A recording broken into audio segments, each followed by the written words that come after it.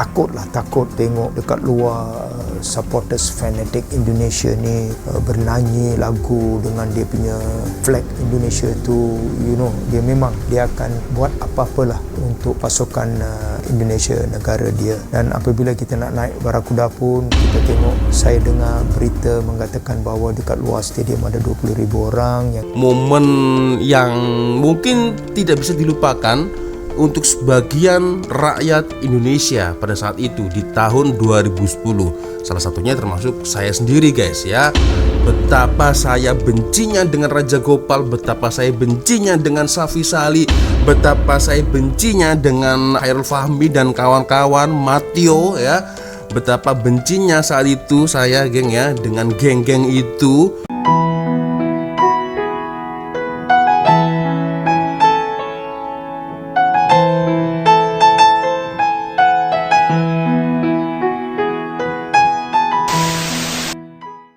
Yo sobre, assalamualaikum warahmatullahi wabarakatuh. Hai re, jumpa lagi, ada saya di sini, Wak Lonjong, salam lonjong. Hiya. Apa kabar kawan-kawan? Semoga semua dalam kondisi yang sehat, re, ya. Amin ya robbal alamin. Oke, geng, tanpa buang masa, sesuai dengan tajuk di video ini. Jadi memang kebetulan ada satu request dari di Instagram dari Bang Izul Natsmi, geng. Wah, ini cukup menarik, ya. Lagi-lagi ini sepertinya video part kedua dari Coach Raja Gopal, guys, ya, dimana tajuknya ini cukup menyeramkan, guys, ya, yaitu ketika semasa Malaysia jumpa dengan Indonesia ketika di final AFF 2010. Malaysia melawan Bung Karno tajuknya, geng. Wah, Oke, sepertinya cukup menarik, geng. Kalau kita bahas sampai dengan selesai video ini, kita akan coba dengarkan bagaimana pengalaman Raja Gopal ketika ada di Stadium Gelora Bung Karno, guys, ya. Dan masa itu memang sempat agak chaos juga, guys, ya. Sampai naik Barakuda nih kalau tak silap. Waduh. Dan oke, kita akan coba nonton, geng, seperti apa videonya, seperti apa pengalaman dari Raja Gopal masa itu, guys, ya. So, kita akan mulai, guys, ya. Tapi seperti biasanya hanya sekedar mengingatkan untuk kawan-kawan yang mungkin belum sholat, jangan lupa sholat dulu. Dan ada link Shopee yang ada di bawah video ini. Siapa tahu kalian mungkin minat untuk shopping, boleh kalian check out sekarang juga. Check out sekarang, besok nanti sudah sampai di rumah kalian. Oke, guys, kita coba nonton, geng, ya, seperti apa videonya. Dan ini di tahun 2010, berarti masa itu saya tengah masih college, geng, ya, masih kuliah saat itu, ya. Oke, kita tonton. Takut tengok dekat luar supporters fanatik Indonesia ni, tendangan kaki stadium boleh vibrate lah, pasal kita punya changing room bawah tunnel. Indonesia adalah satu negara lah memang fanatik dalam bola sepak, pasal dia cinta dia punya negara satu. Terutama kalau kita lihat klub-klub dia macam mana fanatik dia punya penyokong Arema ni untuk negara dia, Persija. Kadang-kadang bila saya cerita ni, kita tidak rasa dia punya ketakutan, rasa dia punya emosi, rasa dia punya excitement, rasa dia punya nervous dia. Kerana pada masa itu apabila dalam perlawanan kumpulan itu mungkin berbeza, walaupun kita kalah 5-1 pasal kita kalah. Apabila dalam final, dalam liga first leg kita menang dia 3-0. Itulah apabila kita tiba daripada airport masuk ke hotel. Bila naik bas pun ada yang polis security yang badan besar ini dalam bas dah ada 4-5. Saya pun takut macam mana ni dengan dia punya uniform ini. Terus pergi ke hotel, bukan pergi ke hotel depan, pergi ke hotel belakang, masuk dia punya dapur tempat mana dia masak semua. Lepas itu naik kepada bilik. Daripada bilik kita nampak luar dekat satu orang yang ada banner-banner yang macam-macam. Petang itu kita tak boleh keluar training. Mana kita nak keluar training? So 2 hari kita training di hotel saja. Terror, so, ya. Itu pun adalah satu setback pasal kita tak ada training, macam mana nak manaskan badan, macam mana nak buat tactical, bla bla bla. Kita tidak boleh lah. Pada hari perlawanan itu, sebelum itu saya tiap-tiap malam saya motivate players, saya cerita dengan players, this, inilah peluang yang terbaik Tuhan dah bagi kita. Walaupun kita ada bekalan 3-0, jangan lupa game belum habis lagi, apa pun boleh jadi. Apabila Liverpool apabila dalam Champions League kalah 3-0 dengan AC Milan, apabila main balik dia menang. So inilah bola sepak, anything can happen, keep yourself focused. Dan pada hari perlawanan itulah yang membuat semua takut. Kita kena naik Barakuda dalam suasana Barakuda sempit. I tak boleh cerita, takut tengok dekat luar supporters fanatic Indonesia ni bernyanyi lagu dengan dia punya flag Indonesia tu, dia memang dia akan buat apa-apalah untuk pasukan Indonesia, negara dia. Dan apabila kita nak naik Barakuda pun, kita tengok, saya dengar berita mengatakan bahawa dekat luar stadium ada 20,000 orang yang tidak boleh masuk dalam stadium. Dalam stadium sudah ada 90,000 orang. Bila naik Barakuda, bila tengok dalam Barakuda itu, kita tengok pun macam orang kata semut lah.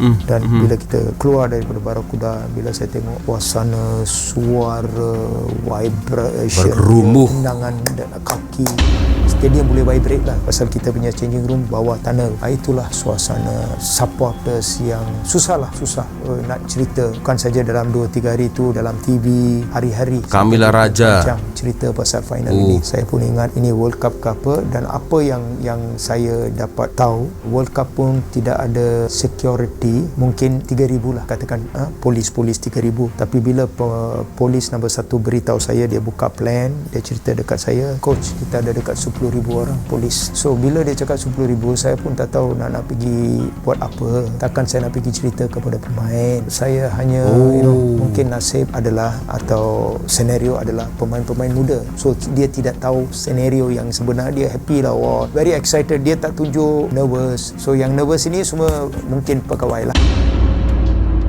Tiap-tiap kali pelatih pegawai ya, di mana pun lah pertandingan, saya ada ni ritual ini saya kena pergi sebelum perlawanan ni. Apabila tim datang ke bilik salin, saya keluar, saya nak berjalan lah the whole field itu ritual. Dan bila saya jalan, saya cakap, Tuhan lindungilah pemain saya, bagilah kekuatan kepada pemain saya, bagilah keyakinan kepada pemain saya, bagilah kemenangan kepada pemain saya. Itulah ritual saya. Dan saya pergi tiap-tiap kali, bukan apalah, saya sentuh tiang goalpost. Ya. Bukan bomo, bukan bomo. Saya sentuh. Inilah ritual saya tiap-tiap perlawanan. Ada ritualnya ya. Pada masa itu 90,000 sebut nama saya. So you fikirlah macam 90,000 dekat situ. Saya buat macam saya tak dengar. Saya jalan dan saya pun fikir secepat mungkin saya boleh masuk balik. The first thing I told pemain-pemain, saya masuk balik terus saya cakap dengan polis, tak ada apa benda lah, dia semua bagi dia buat bising saja.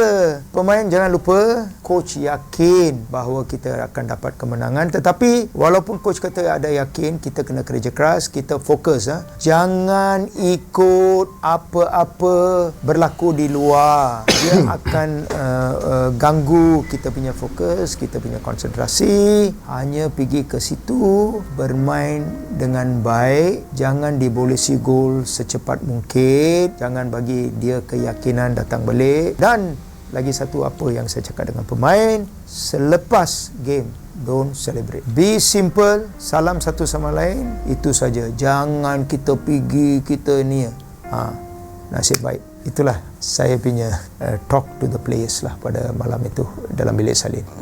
Lepas post game ini, I dah beritahu players, bila dah stage semua dah ada dekat situ kan, itu sajalah.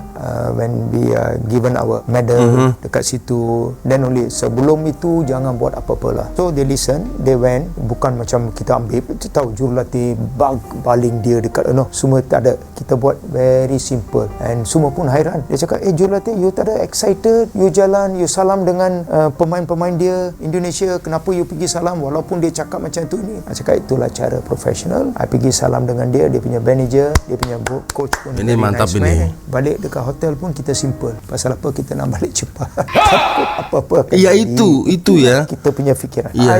On the recall back, yes, walaupun I had some things which happened here, this is one of the wonderful experience, could say, in the positive side, in the negative side, frightening, and all this kata kita campur ni, memanglah ini satu pengalaman yang saya takkan lupakan lah. In sejarah bola sepak, that was the first time happen. Apa-apa benda pun yang berlaku pertama kali adalah istimewa. Banyak lagi cerita inilah saya Raja Gopal. Oke, Saya punya keluarkan buku cabaran, juga ya. Saya punya Inilah tekanan, saya. saya punya Amar. susah, payah dan emosi Safi Sali itu. perjalanan saya. Siapa-siapa yang minat boleh dapatkan buku ni. Inilah saya Raja Gopal. Oh, oke. Agak terbawa emosional guys ya kita guys ya, karena mendengar cerita dan pengalaman dari Raja Gopal. Ya, saya paham betul guys ya, kenapa tidak melakukan selebrasi yang secara berlebihan ya, tidak baling player, intinya meraihkan kemenangan ya di kandang lawan, ya itu guys. Jadi niatnya beliau lekas balik cepat pulang, takutnya terjadi apa-apa guys ya. Itu memang momen yang mungkin tidak bisa dilupakan untuk sebagian rakyat Indonesia pada saat itu di tahun 2010. Salah satunya termasuk saya sendiri guys ya. Betapa saya bencinya dengan Raja Gopal, betapa saya bencinya dengan Safi Sali, betapa saya bencinya dengan Khairul Fahmi dan kawan-kawan, Matio ya. Betapa bencinya saat itu saya geng ya dengan geng-geng itu. But itu dulu ya. Sekarang ya slowly guys ya, lebih slowly lagi geng ya, karena pada saat itu mungkin masih muda guys ya. Melihat Safi Sali itu mungkin, wah ini gila striker ini guys, gila betul di striker ya. Dia sangat-sangat padu ya dengan skill individu dia, boleh menjaringkan gol di gawang Marcus Orizon kalau tak silap masa itu golkipernya guys ya, golkiper botak yang dimiliki oleh timnas Indonesia pada saat itu guys. Ini gila ya kan. Sempat benci juga geng dengan Safi Sali, tapi ternyata setelah beberapa tahun ternyata Safi Sali balik ke Indonesia geng ya, sempat membela klub Pelita Jaya dan juga Arema Kronus pada saat itu guys ya. So ya itulah geng ya, memang sangat emosional sekali. Mungkin untuk generasi Gen Z saat ini mungkin tidak tahu guys ya apa yang berlaku dan bagaimana panasnya saat itu geng antara Indonesia dan juga Malaysia. Banyak juga berita-berita yang miring ya, selepas itu yang rasuah lah, yang inilah, yang itulah ya. Apalagi ada juga salah satu berita yang cukup terkenal, Mata Najwa ya pada saat itu geng ya. Apakah betul ini rasuah atau bukan, itu juga sudah sempat diulas guys ya, masa AFF 2010 dan sangat panas sekali guys masa itu geng ya. Dan ada juga satu insiden sebenarnya, bukan insiden ya, apa istilahnya ya, satu momen ya yang benar-benar membuat kecewa mungkin sebagian rakyat Malaysia dan juga sebagian rakyat Indonesia juga sangat kecewa, di mana ada tragedinya laser mata. Itu juga salah satu faktor di mana rakyat Malaysia panas juga, rakyat Indonesia panas juga. Aku lupa ingat lagi siapa yang memulai dulu. Itu salah satu yang membuat panas, yang memang sebelum Malaysia dan Indonesia jumpa memang sudah ada provokasi panas ya antara media geng ya, dan itu membuat semakin panas. Dan terlebih lagi ketika berjumpa, bertemu, melawan Indonesia Malaysia ya, ada satu momen atau insiden laser mata ya, dari Indonesia seperti itu, di Malaysia juga seperti itu ya, saling berbalasan, akhirnya semakin panas pula lah guys ya. Itu 2010, berarti sekarang 2025 sudah 15 tahun yang lalu guys ya, begitu. Dan mungkin Raja Gopal ini adalah salah satu coach yang benar-benar diingat oleh sebagian rakyat Indonesia. Coach daripada Malaysia yang dikenal siapa lagi? Bukan Kim Pan-gon, bukan Peter Klamowski, bukan Tan Cheng Ho, tetapi Raja Gopal itu guys ya. Ya Allah. So ya itulah guys, itu masa lalu guys ya, masa lalu ya. Dan saya harap ya semoga kejadian seperti itu tidak terjadi lagi. Dan saya juga ada beberapa video guys ya, kalau tak silat sempat naik barakuda, tapi tak pastilah ini di tahun berapa ya masa itu. Ini kepelatihan Raja Gopal atau Tan Cheng Ho atau siapa, saya lupa ingat ya. Jadi demi menghindari hal-hal yang tidak diinginkan, Ini sampai-sampai para pelihara harimau Malaya naik barakuda. Nah, ini mungkin untuk dari segelintir fans-fans penyokong ya, daripada Indonesia ini sebaiknya jangan sampai emosi guys ya. Ini kalau semisal pemain kita yang naik barakuda di negara lain macam mana, kita pasti juga kecewa, sakit hati juga lah geng ya. So damai-damai saja guys ya, karena ini hanyalah bola guys ya. Jangan sampai hanya dikarenakan bola kita kehilangan nyawa guys ya.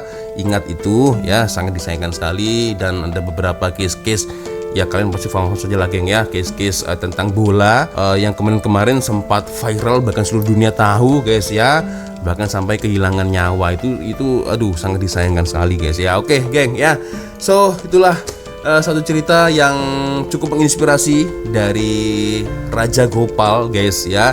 Dan sekarang beliau sudah pensiun geng ya. Semoga selalu diberikan kesehatan dan juga panjang umur dan diberikan segala kemudahan guys ya. Apapun kita tetap serumpun, kita tetap bersahabat, bertetangga, neighbor yang baik, insya Allah. Oke geng, sepertinya cukup sudah untuk video kita kali ini guys ya. Luar biasa.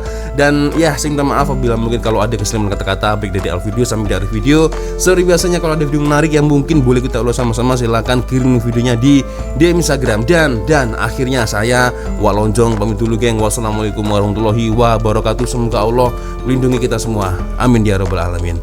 Bye bye.